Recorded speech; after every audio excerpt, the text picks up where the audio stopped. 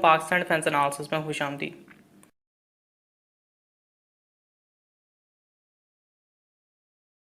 पाकिस्तान की टर्की से ली जाने वाली 4 में से तीसरी मिलगम कॉर्वेट या एडीए क्लास कॉर्वेट जो है उसके हवाले से अपडेट आ रही है कि उनमें से तीसरी कॉर्वेट की कंस्ट्रक्शन का काम 25 अक्टूबर से कराची में शुरू हो जाएगा। पाकिस्तान की मिलगम कॉर्वेट्स के हवाले से चंद दिन पहले ही रिटायर्ड नेवल चीफ ने इसकी डिटेल्ड इन्फॉर्मेशन प्रोवाइड की थी कि 4 कॉर्वेट्स जो हैं जो कि पाकिस्तान के एडवांस प्लेटफॉर्म्स के तौर पे हासिल होंगे, जबकि इन्हीं 4 शिप्स के बाद जो है 5वीं शिप होगी वो एडवांस डिज़ाइन के साथ इंडिजिनसली तैयार की जाएगी और वो जिना क्लास से मंसूब होगी। इसी तरह सेकेंड टाइप 54 AP की कंस्ट्रक्शन की इमेजेस भी चंद दिन पहले देखी गई थी और एक्सपेक्टेडली सेकेंड टाइप 54 AP भी इस साल के आखिर तक तैयार की जा चुकी होगी।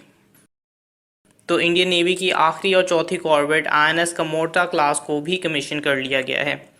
Anti submarine warfare specialised Kamorta class या जिसे प्रोजेक्ट 28 भी कहते हैं, इसकी कमीशनिंग सेरेमनी जो है 22 अक्टूबर को विशाखापट्टनम में की गई थी।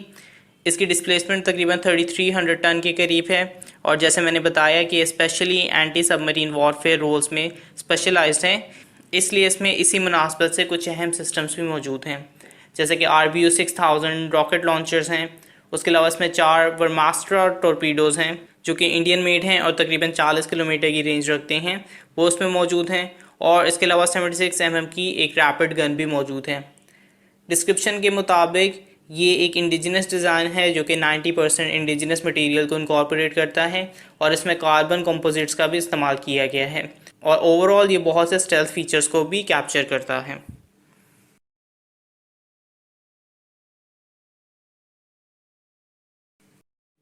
बायलैटरल पॉलिटिकल कंसल्टेशन के चौथे राउंड में पाकिस्तान ने अर्जेंटीना के साथ अंटार्कटिका में पाकिस्तान के जिना अंटार्कटिक स्टेशन को रीएक्टिवेट करने के हवाले से बायलैटरल कोऑपरेशन की ख्वाहिश का इज़हार किया है। 1990s के अंदर पाकिस्तान ने स्कार एग्रीमेंट को साइन किया था, जिसको पाकिस्तान नेवी और नेशनल इंस्टीट्यूट ऑफ ओशियनोग्राफी ने लीड किया था। 1991 में अंटार्कटिका में जिना बेस को इंस्टॉल किया गया जो कि सौर रॉन्डन पहाड़ियों के पास लोकेटेड है, जो कि ईस्ट अंटार्कटिका में लोकेटेड है। इस एक्सपीडिशन का मकसद जो था, पाकिस्तान अंटार्कटिक प्रोग्राम के अंडर साइंटिफिक रिसर्च को कंडक्ट करना चाहता था।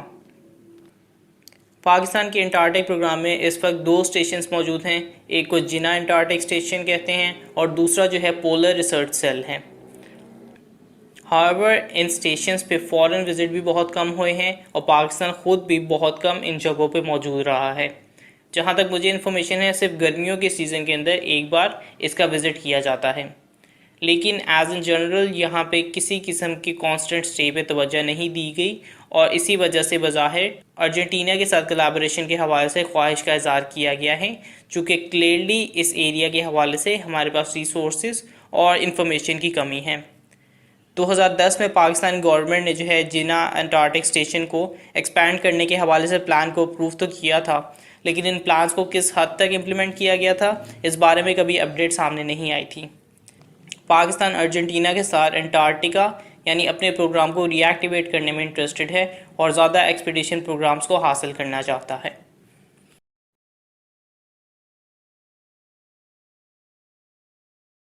UAE और बहरीन जैसे ममालिक से इसराइल के डिप्लोमेटिक ताल्लुकात होने के बाद चंद दिन पहले सूडान ने भी एक हद तक इसराइल से फुल डिप्लोमेटिक टाइज का ऐलान कर दिया है।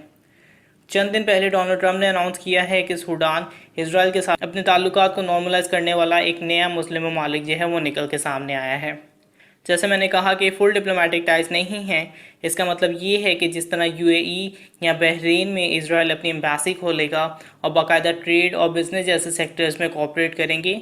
सूडान के साथ इस तरह से अभी किसी किस्म की डेवलपमेंट सामने नहीं आई है।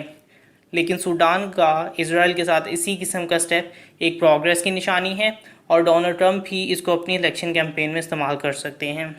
इसकी सिग्निफिकेंस इस तरह से बहुत ज़्यादा बढ़ जाती है क्योंकि सूडान वो मुल्क था जहां 1967 की अरब इसराइल वॉर के बाद तमाम अरब लीडर सूडान में जमा हुए थे और वहां पे उन्होंने इकट्ठे होकर इसराइल को तस्लीम ना करने और किसी किस्म के ताल्लुकात ना रखने का वादा किया था। तो इसकी उस वजह से सिग्निफिकेंस बढ़ जाती है क्योंकि इसकी हिस्टोरिकल एतबार से बहुत अहम वैल्यू है।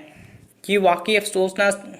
वाकई अफसोसनाक चीज़ है, स्पेशली जब फ़लस्तीन के साथ इस किस्म के जुल्म सितम किए जा रहे हैं, चंद दिन पहले ही सूडान ने अपने पॉलिटिकल सेटअप में रिलीजन की अहमियत जो है बहुत कम कर दी थी, तो ये भी इसी डेवलपमेंट के तहत किया गया हो सकता है। अगेन अगर पैलेस्टाइन के मामले पे उनके हकूक़ के हवाले से एक बेहतर फ़ैसला हो जाता तो ये इकदाम जो है फिर भी जस्टिफाइड थे, लेकिन इस तरह से अब जो ज़ाहिर हो रहा है कि जैसे बहरीन में इजराइल की एक खुफिया एजेंसी 11 साल से मौजूद थी, तो इसमें कोई हैरानगी वाली बात नहीं है कि चीज़ें जो हैं इसी डायरेक्शन में जा रही हैं। इजराइल बहरीन के अंदर 10 साल से ज़ायद अरसे से अपनी डिप्लोमेसी करवा रहा है एक कंपनी के ज़रिए जो कि कंसल्टिंग फर्म के तौर पे लोकेटेड है। ये इजराइल के उन खुफिया ताल्लुकात की एक बहुत बड़ी मिसाल है जो कि ना जाने कितने ममालिक के साथ इजराइल ने मेंटेन किए होंगे, और अब उसको चंद दिन पहले ही इजराइल न्यूज़ ने ऑफिशियली सबके सामने अनाउंस किया है। इसको एक सीक्रेट डिप्लोमेटिक मिशन के तहत 2007-2008 में लॉन्च किया गया था और 2009 में सेंटर ऑफ इंटरनेशनल डेवलपमेंट के नाम से एक कंपनी को इनलिस्टेड किया गया था। ऑन पेपर ये कंपनी जो है वेस्टर्न ममालिक के साथ एनर्जी, फूड सिक्योरिटी और आईटी जैसे सेक्टर्स कंसल्टेंसी मुहैया करती थी, लेकिन बैक एंड पे एक बहुत ही बड़े स्केल पे चीज़ें प्लान हो रही थी। बैक एंड पे ये सिर्फ डुअल नेशनल्स को एम्प्लॉय हायर करते थे, जिनमें से एक नेशनैलिटी यू कैन गेस हमेशा इजराइल की होती थी। नाउ बेसिकली एक छोटे बहरीनियन ग्रुप को इसकी खबर थी, उनके इंटेलिजेंस में इस चीज़ की कुछ लोगों को अवेयरनेस हासिल थी, लेकिन इस पर कुछ भी ना हो सका था और मुख्तलिफ लीक्स के हवाले से डैमेज कंट्रोल रखा गया था इस सीक्रेट को सीक्रेट रखने के लिए। और इसका मतलब ये है कि आज से 11 साल पहले से दोनों ममालिक के दरमियान एक सीक्रेट चैनल मौजूद था आपस में कम्युनिकेशन करने के लिए।